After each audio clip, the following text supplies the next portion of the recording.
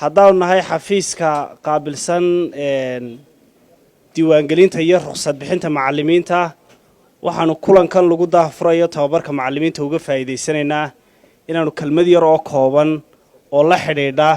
qaabka macallimiinta loo diiwaan gelinayo iyo macallimiinta la diiwaan gelinayo shuruudaha looga baahan yahay inaan in yar idinla wadaago waliba waxaan jecelahay macallimiintu waa laba qaybood baa isugu jirtaan macallimiin pre-service oo imika macallinimada lagu tababarayo oo aan iskuullay nooga shaqaynin iyo macallimiin in service ah oo macallimiinteennii waaweyneed ee shaqaynaysay ah oo tababar yaroo kooban wax leeyahay tababar loo furay kaasoo muddo ah la doonayo inay shahaado ku qaataan marka waxaan aad ula hadlayaa macallimiinta in service-ka ee hore xirfadda macallinimada ugu soo jiray laakiin qaadanaya shahaadadii ku jira tababarkii macallinimada marka tababarkaas uu dhamaadana dee kulli helaya shahaadadii lagu siinayay aqoonsiga tababarnimada marka macallimiintaasaan aad ula hadlayaa waxaan kaloon aan idinka faa'iideysanayaa mar haddaa Somaliland oo dhamay halkan wada fadhido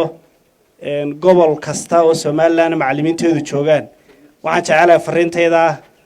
kiina joogaa inuu gaarsiiyo kiina maqan fariinta ujeedadeedu waxa weeye macallimiintii laysan baynu siinaynaa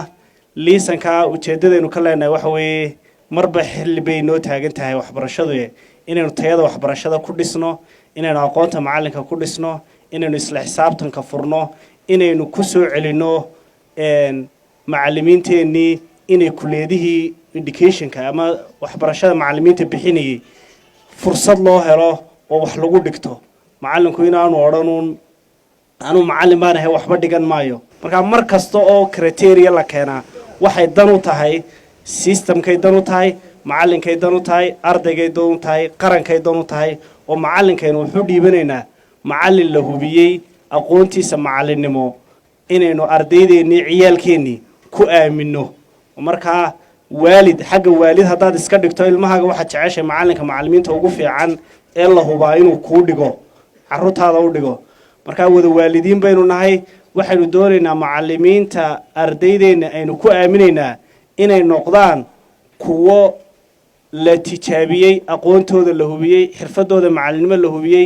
laysanku 3 qaab buu noqon doonaa 3 macallimiintu 3 baa loo qaybin doonaa macallin dugsi sare ka dhigaya oo aynu uga baahannahay heer jaamacadeed iyo tababar macallinimo iyo macallin dugsi hoose dhexe ka dhigaya oo aynu uga baahannahay shahaado dugsi sare inuu haysto iyo tababar macallinimo iyo macallimiinta xadaanada carruurta u dhigaya ee KG-ga la yidhaaho aynu uga baahannahay iyagana inay haystaan tababar macallinimo iyo inay dugsi hoose dhexe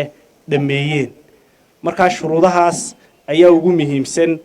iyo kartidii wax ku dhigi lahaa uu ku gudan lahaa maxay macallinimada waxa jiri doona guddigaas oo ah guddida ruqsad bixinta iyo laysan bixinta macallimiinta guddida odayaal waaweyn oo macallimiina ku jira dhalinyaro ku jira waxay hubinayaan shuruudaha macallinka gaadhay inay laysankii siiyaan macallinkan waxa kaloo jira qodob ah macallimiinta aan shuruudahan buuxin karin ee muddada dheer ku jiray xirfadda macallinimada ama 10 sano u dhigaya ama 5 sano u dhigaya ama iminkaba waa macallin oo mushaarka dawladdan u qaata ama marka macallimiinta noocaas waxaynu u samaynaynaa tanaasul baynu u samaynaynaa xeerka waxbarashada ay nahagaya macallinku hadduu horu jiray ma oran karno macallin ma tiido ma eri karno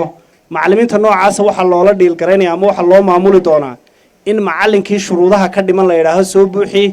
laysan ku meel gaara oo ugu yaraan 4 sano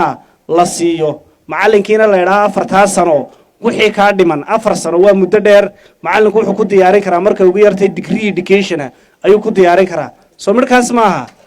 marka halkaana macallimiinta chance baynu ka siinaynaa ma dhici doonto qorshahan in la yiraahdo macallimiinta qaar baa si gaaniyo loo eriyanayaa qaar baa xirfadoodii marka waxaynu siinay nidaam ah in macallinkina dhinaciisa wax ka barto systemkina dhinaciisii uu ka socdo marka macallimiinta de aqoontii le tababarkii macallinimo le shahaadadoodii keena jaamacadda iyaga laysanka waxaynu siinaynaa laysan la yiraahdo laysan aan temporary ahayna dhammaystiran oo permanent laysan ah marka laysankaasi sideedaba laysanadu maaha wax daba furan maaha afartii sana mar la jeegaraynaya macalinka waxa laga buuxin doonaa abraysel dubbaa loo qiimayn doonaa macallinkii qiimaynta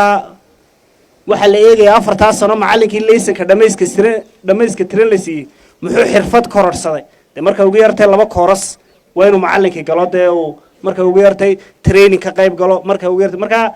waa qaab isla xisaabtana laysanku